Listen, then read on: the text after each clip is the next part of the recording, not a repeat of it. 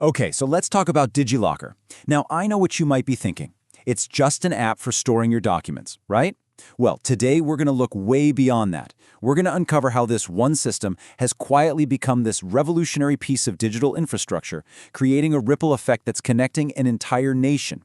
So let's follow those ripples and see just how deep they go. I mean, just think about it for a second. What if you never had to scan, upload, or print a document ever again? Imagine if your driver's license, your degree, your insurance, what if they could all securely and instantly prove who you are to any bank, any employer, any government service, all with just your permission? That's the huge question DigiLocker was really built to answer. To really get this, we kind of have to rewire how we think about the whole thing. So let's dive into our first section. One locker, many keys. Right. So the first big mental shift we have to make is to stop seeing DigiLocker as just, a passive digital vault where you just dump your files. It's so much more than that. Think of it more like an active universal key. It's this single, trusted key that can unlock access and verify who you are across hundreds of different services, and you never even have to hand over the original document. Okay, so how does one key fit so many different locks? How does that even work? Let's get into the mechanics of it all in Section 2, how everything connects. The magic word, the one that makes this all possible, is interoperability. Now I know it sounds super technical, but the idea is actually pretty simple. It's just the ability for totally different systems, like, say, a university's database and a bank's loan application website, to speak the same language and to trust each other. And the whole time, you, the user, are in complete control. This whole conversation between systems, it relies on two main pieces of tech. First, you've got secure APIs. You can think of these as trusted digital messengers. A service that you approve sends a messenger over to DigiLocker to ask for a specific document. And second, you have standardized schemas. These are basically like a universal translator, making sure that your degree certificate means the exact same thing to your new boss as it does to an immigration office. And this is absolutely the most crucial part. You are always in the driver's seat. It's a really simple three-step process. First, you explicitly give a service permission to access one specific document. Then, that service makes the request. And finally, DigiLocker securely delivers the verified digital original. We're not talking about a copy here. We're talking about the single source of truth. And when you compare it to how things used to be, wow, the difference is just night and day. The old way was a total mess, right? Manual uploads, endless photocopies, your data getting copied and duplicated all over the place, and just painfully slow verification. The DigiLocker way?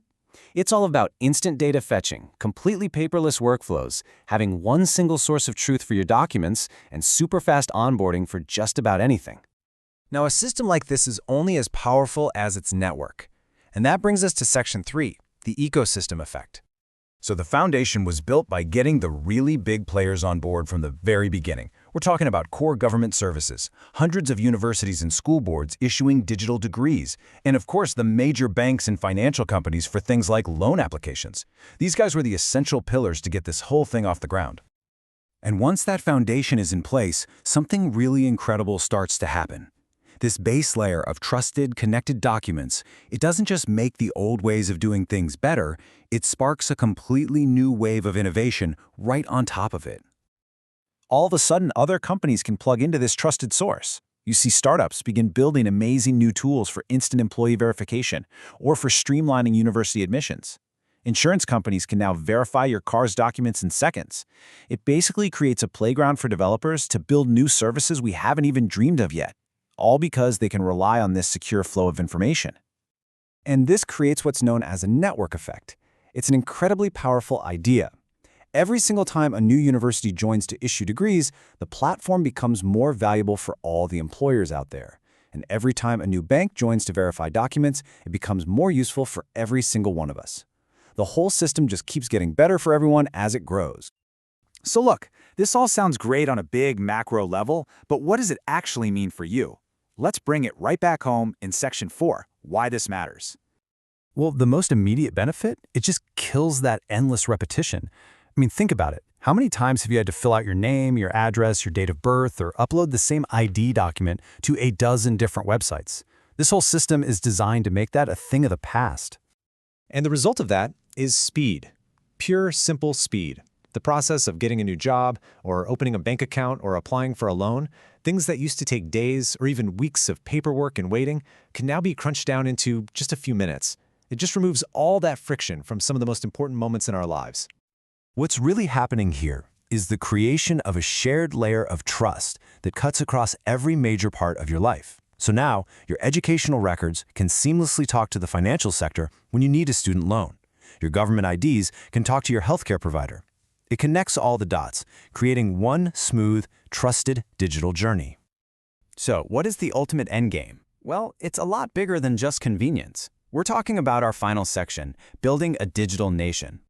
The vision here is truly massive. The goal was never just to build a popular app. It's to build a piece of scalable digital public infrastructure, something as fundamental to our lives in the 21st century as roads and electricity were back in the 20th. And that, right there, is the ultimate takeaway. This idea of interoperability, it's not just some cool feature on an app. It is a foundational layer. It's the plumbing that allows an entire modern, trusted digital society to be built. It's what lets trust and speed and security flow between all the different services we rely on every single day. Which really leaves us with a powerful question for the future, doesn't it? As every part of our lives becomes more digital, more connected, the need for these trusted, interoperable layers is only going to get bigger. The question isn't if we need them anymore, it's who's going to build them and how will they make sure our data truly stays ours.